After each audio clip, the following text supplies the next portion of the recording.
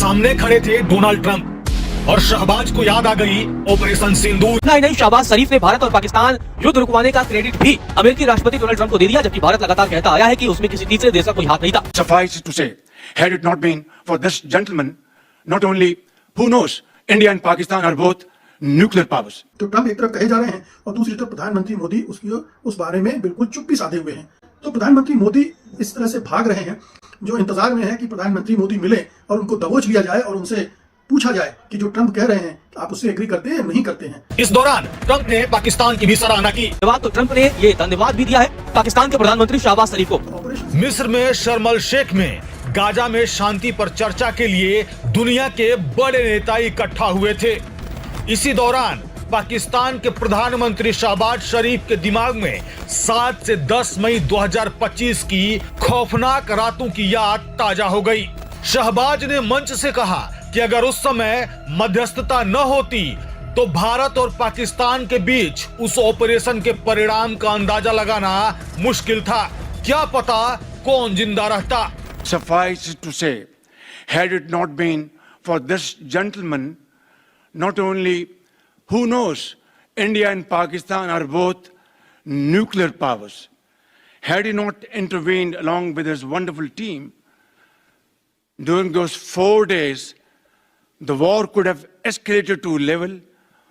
Who would have lived to tell what happened? कि पाकिस्तान के प्रधानमंत्री शहबाज शरीफ ने ट्रंप की जमकर तारीफ की। पोडियम पर आते ही शहबाज शरीफ ने शांति समझौते को हासिल करने के लिए अमेरिकी राष्ट्रपति डोनाल्ड ट्रंप को धन्यवाद दिया।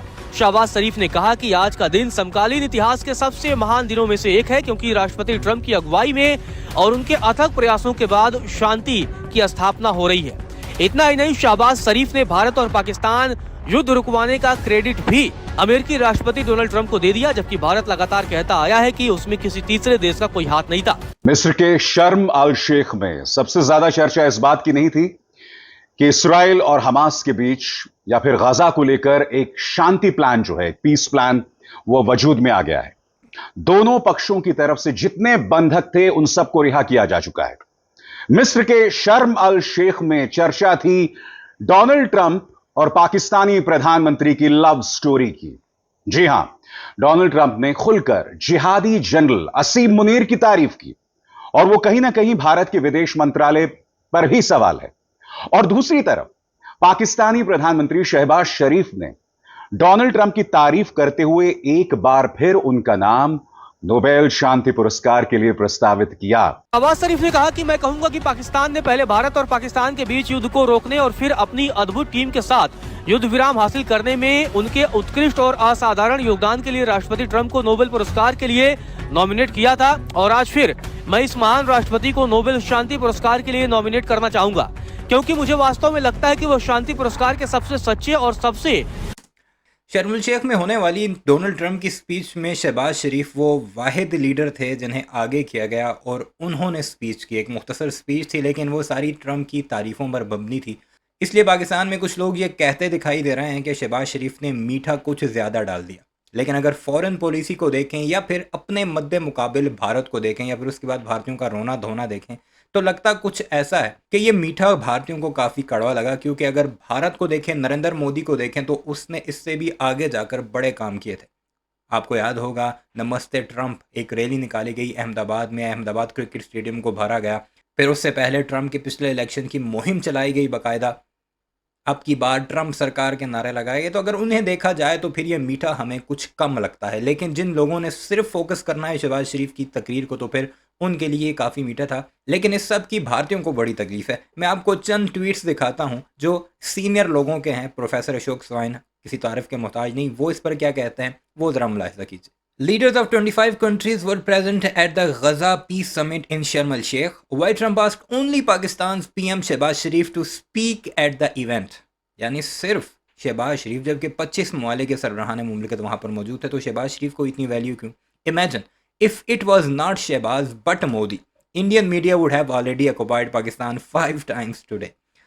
यानी अगर शहबाज शरीफ की जगह मोदी वहाँ पर होता और उसे इनवाइट कर दिया जाता, तो भारत का गोदी मीडिया 5 बार तो दिन में पाकिस्तान को फतह कर चुका होता, यानी इतनी बड़ी बड़ी बातें कर चुका होता। ये प्रोफेसर अशोक स्वाइन कह रहे हैं, कोई पाकिस्तानी नहीं कह रहा। अब ये तेजस्वी प्रकाश है, कांग्रेस का माउथ पीस आप इसे कह सकते हैं। PM of Pakistan and Donald Trump during peace in the Middle East event in Egypt. Where is our PM by the way? यानी हमारा प्रधानमंत्री इस वक्त कहाँ है? और नरेंद्र मोदी के बारे में खुद भारत के सीनियर तरीन लोग ये कह रहे हैं कि वो ट्रंप से इतना घबराया हुआ है कि न्यूयॉर्क में होने वाले यूनाइटेड नेशन जनरल असेंबली के इजलास तक में नहीं गए। यानी जब से कन्फ्लिक्ट हुआ पाकिस्तान और इंडिया का, उसके बाद एक बार भी किसी ऐसी कॉन्फ्रेंस में नहीं गया जहां पर उसका सामना डोनाल्ड ट्रंप से हो। हालांकि इसमें भी वो इनवाइटेड था, लेकिन उसने अपना एक सेक्रेटरी लेवल का बंदा भेजा।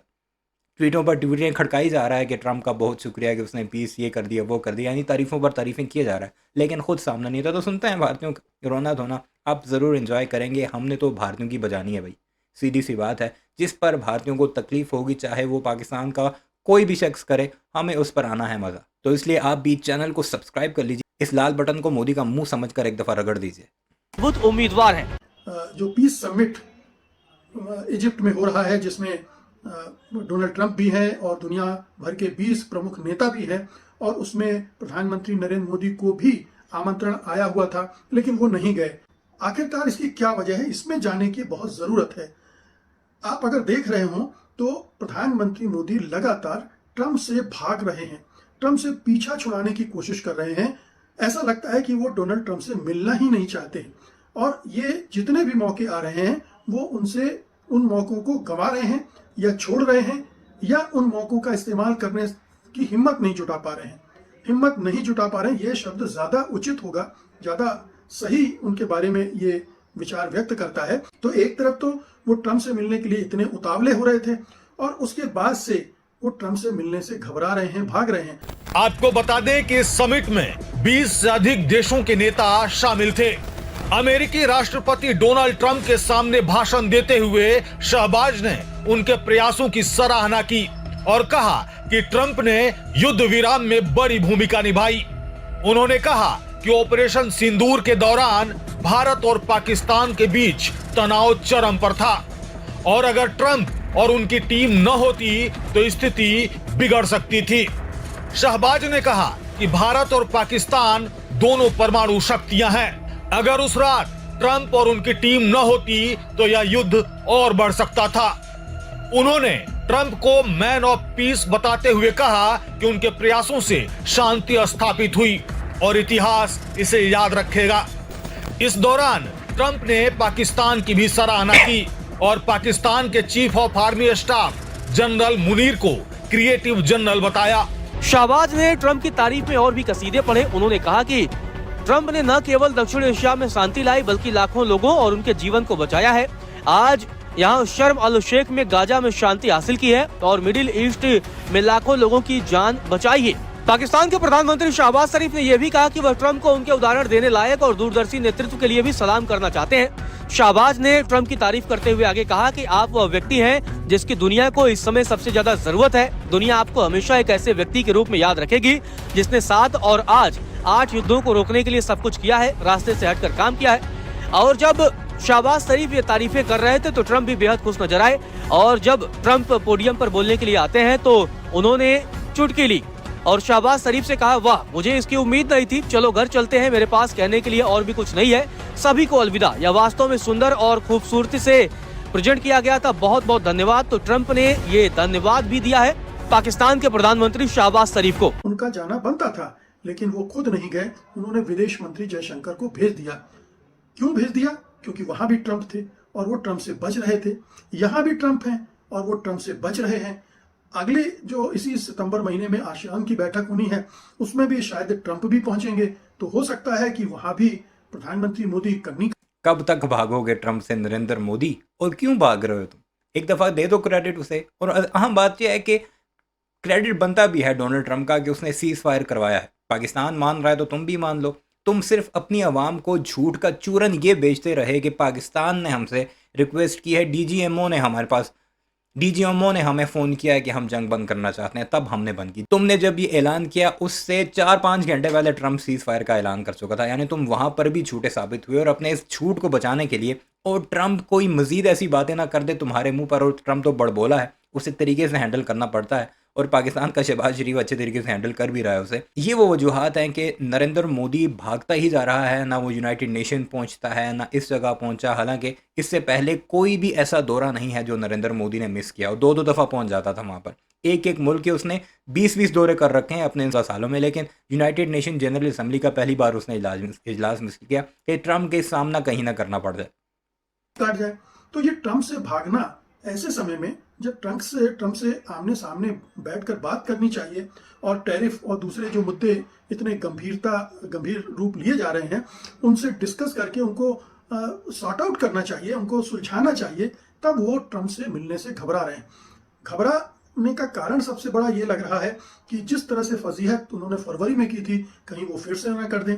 दूसरी फजीहत ये लग रही है कि ऑपरेशन सिंदूर को में युद्ध विराम करवाने का जो श्रेय राष्ट्रपति ट्रंप बार बार ले रहे हैं, और 50वीं बार उन्होंने फिर कह दिया कि मैंने कहा था कि 100-200% मैं टैरिफ लगा दूंगा अगर जल्दी से युद्ध नहीं रोका तो, और उसी दबाव में दोनों देशों ने युद्ध रोका था। ये उन्होंने अभी 24 घंटे के अंदर ही दिया है, तो ये बयान भी अभी चल ही रहा है। वहीं भारत ने बार बार कहा है कि पाकिस्तान के साथ युद्ध विराम 10 मई को दोनों देशों के डीजीएमओ स्तर की बातचीत के बाद हुआ था। इसके तहत पाकिस्तान ने युद्ध रोकने की गुहार लगाई थी। वहीं भारत ने 7 मई को ऑपरेशन सिंदूर के तहत आतंकवादियों और उनके ठिकानों को निशाना बनाया था। तो ट्रंप एक तरफ कहे जा रहे हैं और दूसरी तरफ प्रधानमंत्री मोदी उस बारे में बिल्कुल चुप।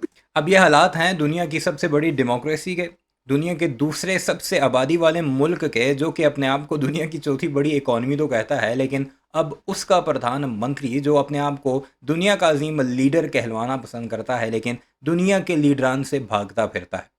एससीओ समिट में वो चीन पहुंच गया था, लेकिन यूनाइटेड नेशन जनरल असम्बली के इजलास में वो नहीं पहुंच सका, क्योंकि वहाँ पर आगे इनका पुराना बाप, जिसके लिए जलसे जुलूस करते रहे, प्रार्थनाएं करते रहे, पूजा पाठ करते रहे, इसके ऊपर दूध फेंकते रहे मूर्तियां बना कर, अभी भी वो मंदिर मौजूद हैं जो कि ट्रंप के नाम पर इन्होंने बनाए थे कि अब की बार ट्रंप सरकार उससे भागना पड़ रहा है। बहरहाल आपकी क्या राय है कमेंट सेक्शन में ज़रूर बताइएगा।